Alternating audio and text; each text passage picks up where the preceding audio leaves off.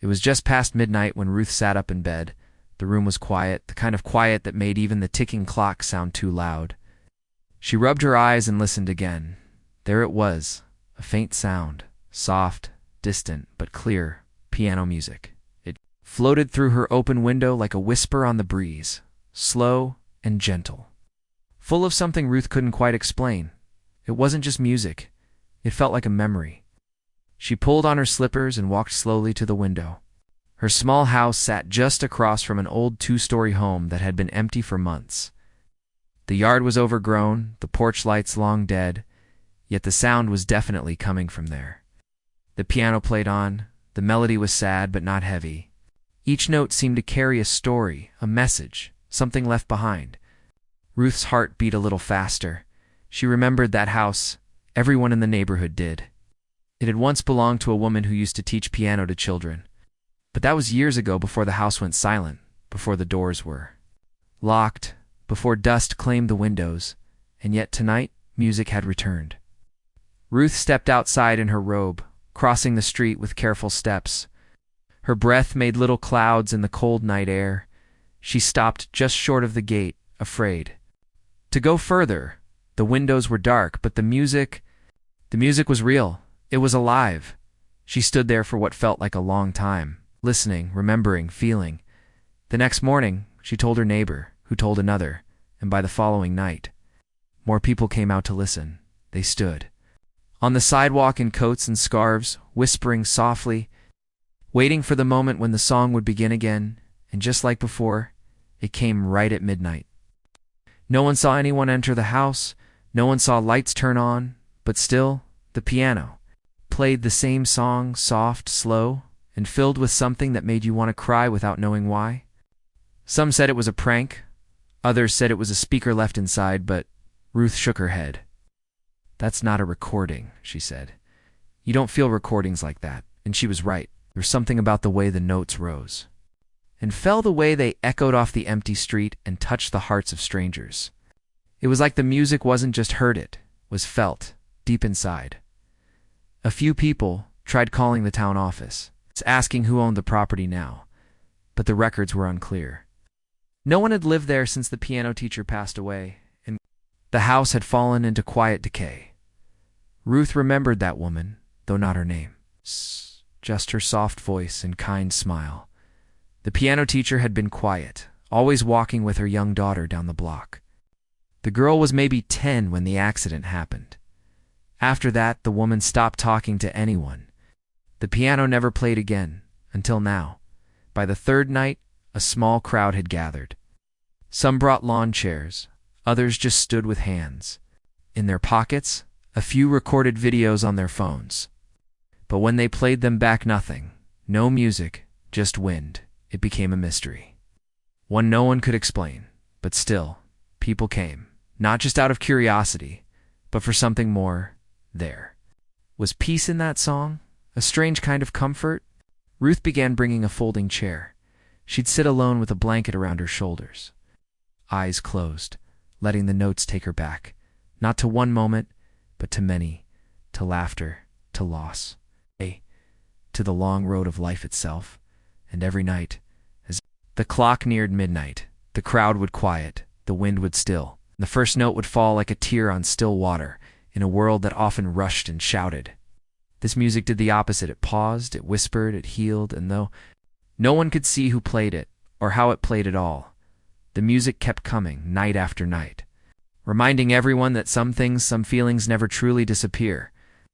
They just wait, like a song buried in silence, until the world is quiet enough to listen again. The music returns the next night. They waited.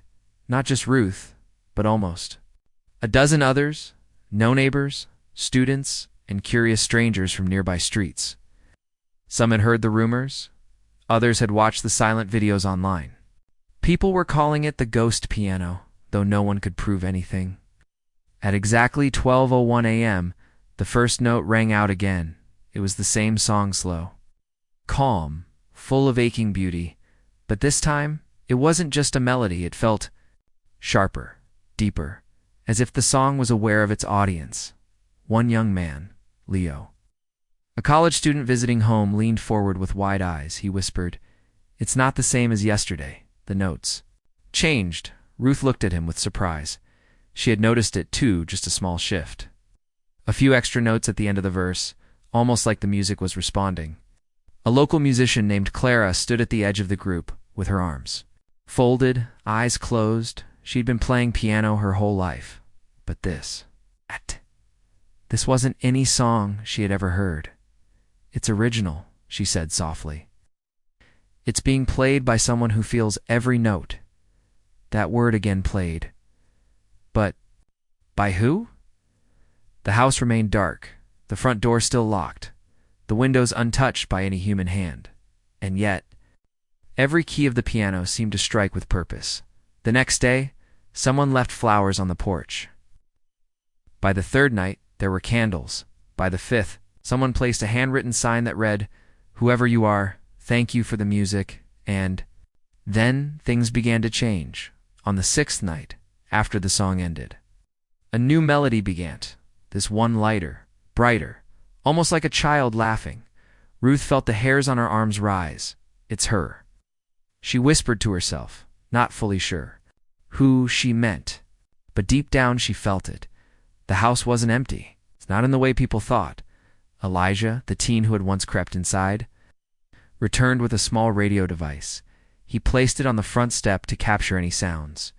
When he played it back, next day, there was no piano, but there was something else, a whisper, almost impossible to hear, almost not there at all. It said only two words: "She's listening." The news spread quickly, faster than anyone expected. A local news crew came to film the house, though they too captured only silence. One reporter tried entering the yard for a closer look, but the moment her foot touched the step, the music stopped. Just like that, Ruth stood in front of her, frowning. It only plays for those who come to listen, not to expose. The crowd grew smaller the next few nights, but the music kept returning, slowly, gently, always at midnight, and each time, it changed slightly, as if the piano was learning, evolving, remembering something forgotten long ago. One evening, a young girl named Lily, older than 9, sat with her mother on the curb across the street. She had brought a toy keyboard with her, and when the real piano began to play, she tried to match the notes. It was clumsy, off-key, but something happened. The music in the house paused for just a moment, then picked up again, this time slower, like it was waiting for Lily to catch up. Gasps filled the air as Lily smiled and continued playing, and for the first time since the strange music began, people felt something shift. The house was listening to that night. Ruth sat on her porch long after everyone left, staring at the quiet house across the road. "What are you trying to tell us?" She whispered into the dark, and though no sound answered her, she felt it deep in her bones. The music wasn't just playing, it was reaching out. The woman who once lived there that morning. After the music had once again drifted into silence, Ruth sat with a cup of tea. Staring out her window at the old house, something about the new melody haunted her, not in a frightening way, but in a way that made her feel like she'd forgotten something important, something personal. Later that day, she pulled out a dusty box from under her bed. Inside were old photos, letters, and neighborhood newsletters from long ago she hadn't opened it in years, but as she flipped through faded paper and yellowed edges, one picture caught her breath, a black and white photo of a woman and a little girl. Standing in front of that very house, the woman had soft eyes and wore a long dress with sheet music in her hand. The girl clung to her side, mid-laugh, hair tied in ribbons. On the back of the photo, written in soft ink, "Grace and Alara, 1961. Ruth whispered the names like a secret spell. Grace. The memories came flooding back. Grace had been the neighborhood's piano teacher. She never advertised, but people came to her from all over town, not just to learn, but to feel. Her music wasn't just notes, it was emotion, and her daughter, Ilara, had been a natural, playing lullabies before she even turned 8. But then an accident, a lake, a storm, a moment too fast. Ilara had drowned just steps from the house, trying to save a stray cat. Grace never recovered after the funeral. No one heard the piano again, not once. Grace locked the music room, and people said she stopped speaking altogether. She lived alone in that house for over 30 years until she passed away, many assumed. The house would be sold or torn down, but it never was. The deed was frozen in legal confusion, and for years it simply stood there, a quiet monument to a mother's grief, and now, after all these years, the piano was playing again. But why? Now? Ruth placed the photo in a small frame and brought it across the street that night. She laid it gently on the porch just beneath the old doorbell. As midnight approached, the usual crowd gathered, more quietly than before. Tonight they weren't just curious, they came with respect, like attending a concert held by someone they all somehow knew. When the first note rang out, something felt different. It wasn't just music anymore. It was a story being told. Grace's story, Alara's. Laughter, the silence that followed, and now. Something like hope. Ruth stood near the gate and whispered aloud, "Are you still there, Grace?" The piano paused just for a moment, then played a single note, a soft, high G. Ruth's knees weakened.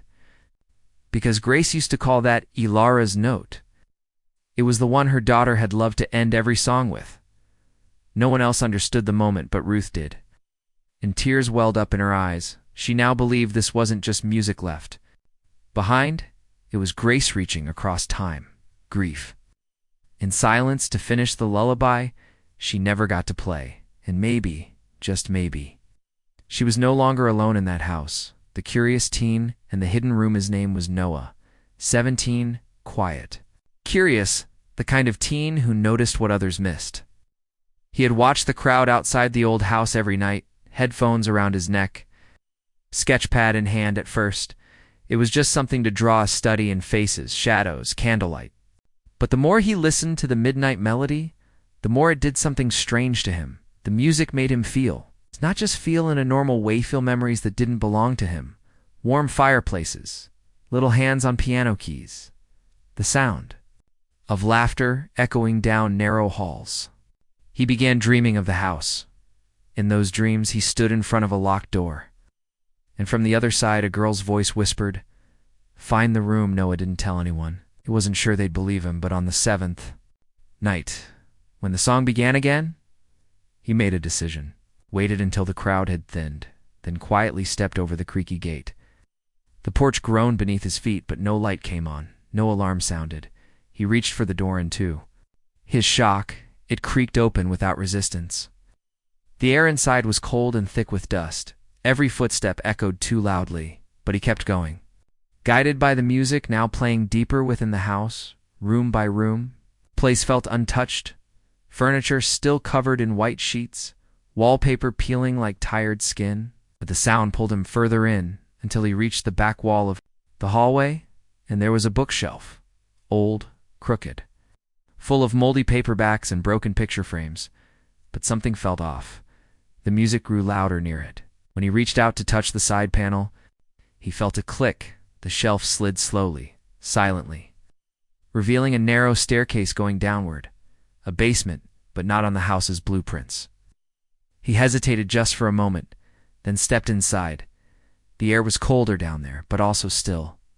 Almost sacred, at the bottom of the stairs was a single room, round with walls covered in old sheet music. The candlesticks melted down to metal nubs, and in the center the piano. Not a grand one, but an upright, old, and cracked at the edges. Dust covered the top, yet the keys were spotless, like someone had just played them moments before. Noah stood frozen. His heart pounded, not in fear but reverence, like stepping into someone's diary, a moment frozen in time. He reached out to touch a key. Ow! But before he could, the piano let out a soft tone on its own C minor, low and clear. Noah stumbled back. Oh. Breath caught in his chest, and then he saw it on the wall. Above the piano, written in faded pencil, "Play with me again, Mama, please." His hands trembled. He raised his phone to take a photo, but as he clicked the shutter, his screen glitched. Black lines streaked across it. Then the piano played again, a few notes, slow and childlike, as if remembering. Noah turned and ran not. In terror, but awe, he burst through the front door and down the steps. Eyes wide, heart thudding, the song stopped the moment he left. When he told Ruth the next day, She didn't call him crazy, she just nodded. Her eyes misty, I think. You found where the sadness sleeps, she whispered. Noah never returned to the room, not yet, but every night after that, the melody changed again. Adding soft flourishes, gentle echoes, almost like the music was practicing, growing stronger. The piano wasn't just repeating a song anymore, it was waiting for someone, or perhaps remembering how to be heard. A tune from the past, the night after Noah found the hidden room. Something in the air felt different, even before midnight. People gathered again, this time quieter, more thoughtful, as if they sensed they were no longer just witnesses, but part of something unfolding. The song began earlier than usual, and it sounded warmer, less sorrowful than before. It wasn't just notes. Now it was like a voice, a breath, a memory coming back to life, and for Ruth, that memory came sharp and clear. She stood in her usual spot across the street, the framed photo of Grace, and little Alara now resting gently on a fold-out table beside her. Her eyes closed, and as the music flowed, her lips parted in surprise. She knew this song, not just recognized it, but truly knew it. It was a lullaby, one she hadn't heard in over 60 years. She remembered being 17, sitting in Grace's living room. Back when the house was filled with light and music, Ruth had helped babysit Alara after school. She remembered holding the little girl in her lap while Grace played that very melody on the piano. It had no name, no lyrics, but Alara always called it the Sleepy Sky song, because Grace would hum it at night while watching the stars with her. Back then, Ruth had thought it was just a sweet tune made up on the spot. But now, it was returning note for note. Tears filled Ruth's eyes as she whispered, "She's playing it for her daughter, Clara, the local musician." Overheard and stepped closer. She'd been studying the melody each night, writing it out by hand. That evening, after the music ended, she approached Ruth. "I need to show you something," Clara said, unfolding her worn sheet of musical notes. She pointed at the notes repeated in the song's final line. "I thought this pattern was random, but it's not." Clara explained that in musical notation, certain letters match notes, and when she followed the order, spelled a name, Ilara. Ruth's hand flew to her mouth. "She's not just playing." "A lullaby," Clara whispered. "She's writing her daughter's name into the music." Every night that night, the house became more than just haunted. It became sacred. People stopped bringing cameras and started bringing candles. Drawings, folded letters, many left messages on the porch. "I lost my mother too," or "I hear you," or "Thank you for sharing her with us." The next evening, a woman no one recognized showed up holding a small, worn music box. She introduced herself only as Mrs. Dale, her voice soft and shaking. "I took lessons here when I was 6, she said. "Grace taught me how to find feelings in the keys, not just notes." She opened the music box, and the tune that played was broken and off-key, but just barely recognizable as a younger version of the lullaby. "Grace gave this to me," she whispered, and told me it was Alara's favorite. As the night sky darkened, the piano inside, the house began again, but this time, the melody was a perfect match to the one in the music box, as if the piano had heard it and smiled. The past wasn't gone. It was here, stitched into every note. Every night that followed, the music grew fuller, more detailed, less like grief and more like love. Ruth wrote in her journal that evening, "This is no ghost. This is a mother remembering her child the only way she knows how, through the music she never finished." And now, at last, the world was listening, the recording that vanished by now. The entire town knew about the piano, but something strange was happening. More and more people were trying to record the music. Phones, cameras, voice recorders, even old cassette decks. Some came out of curiosity. Others with professional equipment, determined to prove what they heard. But every single time, the results were the same. Nothing, no melody, no sound, only static. Wind, or in some cases, a sharp burst of silence that corrupted the entire file. It was as if the music lived only in the air, and died the moment someone tried to trap it.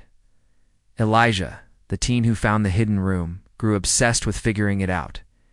He tested microphones, rewired old tape players, even brought a drone into the house window to hover near the piano. Still silence. But one night, Ruth made a quiet observation as she stood among the watchers. "Maybe it's not meant to be captured," she said gently. "Maybe it only wants to be remembered." Her words lingered in the cold night air, and strangely, fewer people tried recording after that. More just came to listen, to sit, to feel. But Clara, the music teacher, wasn't ready to give up. She wasn't trying to profit or prove anything. She just felt that the song was sacred and deserved to be preserved. So she tried a different approach. Instead of using technology, she brought her own notebook and pencil, each night quietly transcribing the tune by ear. Carefully, patiently, over many nights, and as she did, she began to notice something chilling. The melody wasn't just repeating, it was evolving. Each night the tune shifted slightly, as if the piano were responding to her transcription. One night, Clara accidentally made a mistake in her notation writing. A G when it should have been an A that very night. The piano struck the same wrong note. Once jarringly out of place, she looked up in shock, as if the piano was gently saying, "No, that's not right." Clara corrected the note the next day, and the melody returned to its usual flow. Something was communicating not with words, but with intent. Then, on the 10th night, it happened. Elijah brought an antique reel-to-reel audio recorder his grandfather had left behind. It was analog, untouched by modern digital static. He didn't announce it, didn't tell anyone. Just quietly placed it at the edge of the porch and hit record.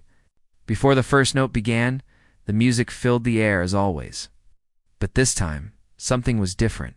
A sense of urgency in the notes, a trembling sweetness. Like a goodbye, when the melody finished, Elijah held his breath, rewound the tape, and pressed play. And for the first time ever, he heard it. The lullaby played clearly, softly, as if drifting from the past into the room, every note intact. He dropped the device in shock. And it hit the ground with a soft thud. The next morning, Elijah returned to show Ruth and Clara. He pressed play, but all that came out now was silence. Not even static, just nothing. Clara tried plugging it into speakers, cleaning the heads, swapping reels, but it was gone, like it had never been there at all. That afternoon, Clara opened her music journal, flipping to the pages where she had written Grace's evolving lullaby. Her hands froze. At the bottom of the final page below, the last notes she had written, was a line in delicate handwriting she hadn't written herself. It simply said, "Thank you for listening." No one could explain it, but no one doubted it either.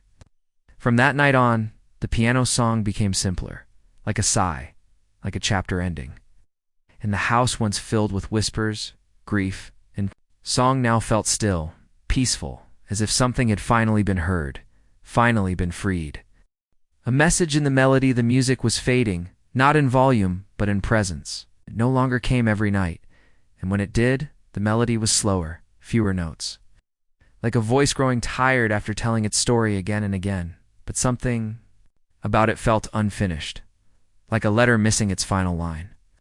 Clara, now fully invested, spent her days studying the notes she'd transcribed over the weeks. She played them softly at home, whispering to herself as she followed the rhythm and patterns, but no matter how many times she played it, something was missing. "It's a circle," she whispered one evening, "but it doesn't close." Ruth, meanwhile, sat at her kitchen table staring at a copy of the old photo of Grace and Alara.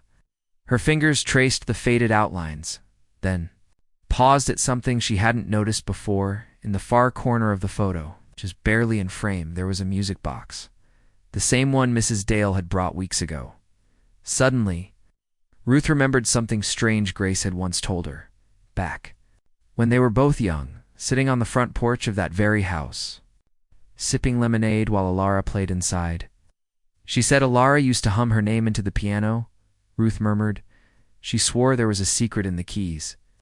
Like a message, but only someone who loved her daughter could hear it. That same night, Clara received a letter in her mailbox. No return address, no name, just a folded envelope containing a single page of music. It was written in the same style as Clara's own sheet, but it wasn't hers. It was the final bars of the melody. completed the closing notes that had eluded her, forming the full circle. But that wasn't all. When Clara laid the full composition on her desk and traced the first letter of each bars, musical phrasing, vertically an odd message appeared. One line at a time. You heard her, you remembered. She's not gone. Her breath caught in her throat. Her hands trembled as she ran her fingers over the staves. It's a message. Hidden in the music itself, she whispered, a farewell and a thank you. That night, for the first time, Clara brought a keyboard outside and sat across from the house. She didn't try to mimic the song. She just played slowly, lovingly. Her own small melody, something soft and sincere, and from inside the dark house. The piano answered, not loud, not full, just a few notes. Oh. Gently layered on top of hers, like a duet, not between two musicians, but between two souls. Reaching across the impossible, people on the street wept quietly. Not out of fear, but reverence, a woman whispered to her son. That's what love sounds like after death in Ruth. Sitting in her folding chair with a blanket over her lap, closed her eyes and felt the old ache in her chest turn into something else. Something like peace. The music wasn't playing. For attention, or haunting, or mystery, it had always been for her, for the child lost. For the mother who waited, for the world that forgot. And finally remembered letting Goot happened on a Thursday. The sky heavy with clouds, but the air strangely still. By now, the town had changed. Not just because of the piano, but because of what it made people feel.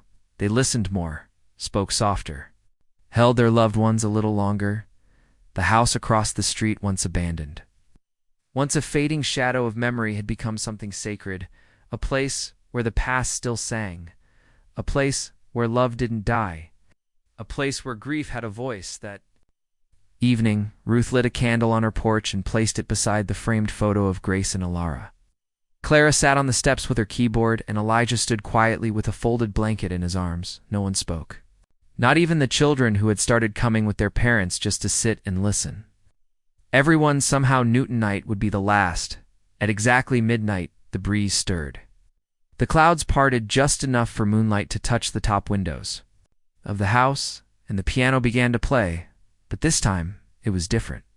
It wasn't the lullaby, or the soft duet, or the haunting tunes of weeks past. It was a full, soaring composition, layers of notes intertwining like voices, like laughter, like all the years that had been lost.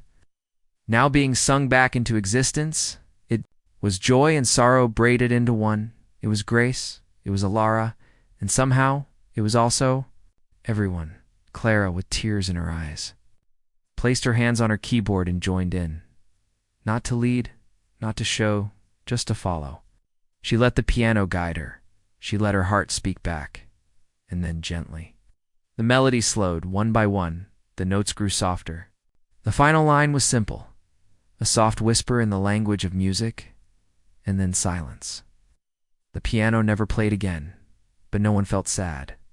Not in the way they expected. They sat in the stillness, as if watching a soul finally find its way home. Ruth closed her eyes and smiled through her tears. She finished it, she whispered. They finished it together the next morning. Elijah returned to the house, not to sneak in or investigate, but just to sit on the porch. He placed the blanket on the wooden swing, the way someone might leave it for a friend who was no longer there but still somehow around, and that's when he noticed something new carved carefully into the edge of the porch railing. You listened, so I can rest. Thank you. No one knew who carved it. No one needed to. Months later, the town voted to preserve the house as a historical site. But not for its age, not for its architecture, but for its heart. It became a place where people came to play music, to heal, to grieve, to reconnect. Children learned piano in that home, not through apps or videos, but by ear, by feeling, just like Alara had. And the room where the piano once played without a player was left untouched. A small sign hung above the door. Please enter quietly. This is where the music remembered her. Ruth passed away peacefully a year later, her framed photo of Grace and Alara resting beside her bed. Clara still teaches music. And Elijah now volunteers at the house, guiding visitors who don't ask about ghosts, only about the story. Because, in the end, it wasn't about a haunting.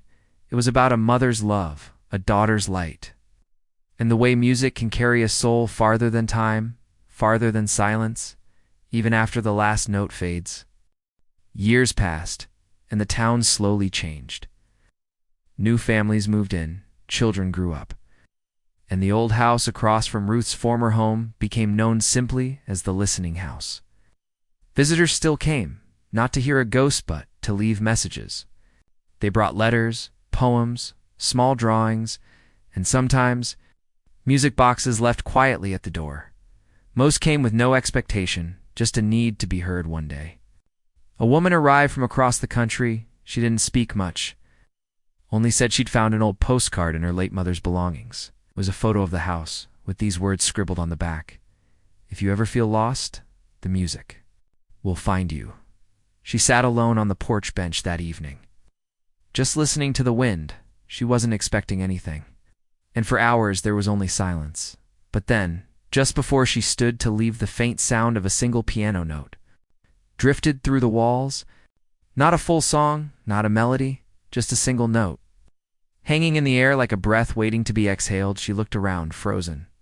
The porch light flickered once, then held steady. No one else seemed to notice. No crowds, no watchers, no explanations. She closed her eyes, smiled through quiet tears, and whispered, "Thank you," from that day on.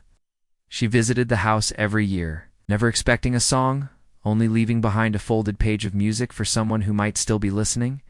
And inside that quiet, aged home, though the piano no longer played full songs, some claimed that, if you sat still long enough, if your heart was open and your grief honest, you might hear a soft hum, a faint whisper of melody. Not because the past refuses to leave, but because some love refuses to be forgotten.